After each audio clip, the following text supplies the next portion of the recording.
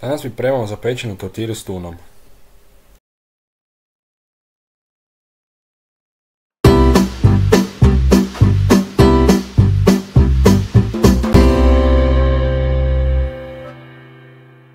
Prvo na sito narežemo luk.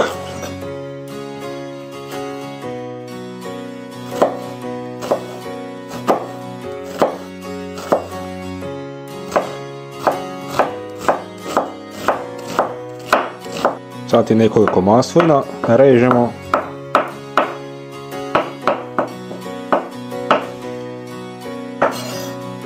Zatim dodajemo nekoliko kapari.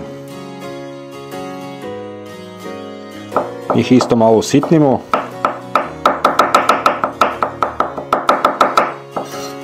I na kraju još usitnimo peršin.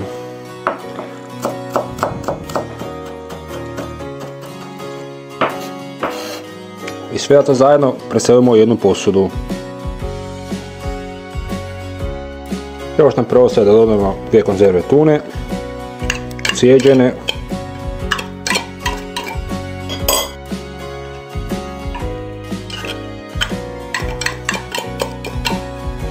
Od začina dodajemo malo soli, šareni papar, pola male žličice senfa, žličica kečupa, malo tabaska i limunov sok.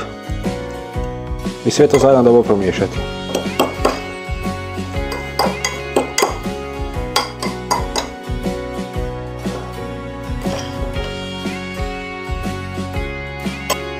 Uzmemo jednu tortilju, na jednu polovicu tortilje stavljamo sir.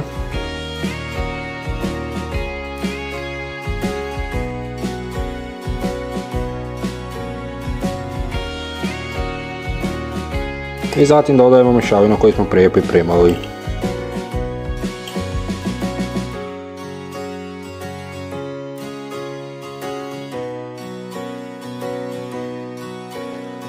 Zatim tortilju preklopimo.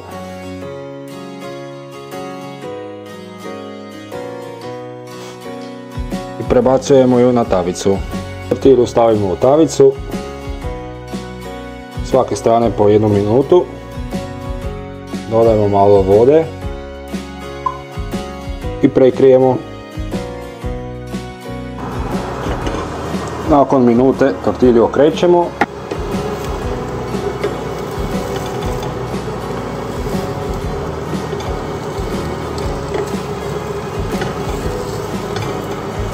Poklopimo i ostavimo još na 1 minutu.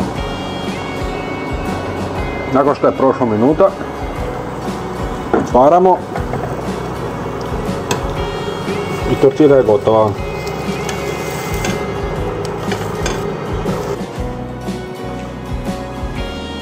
Tortilju narežemo.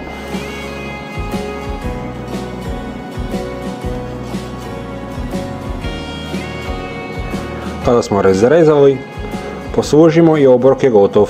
Dobar tek!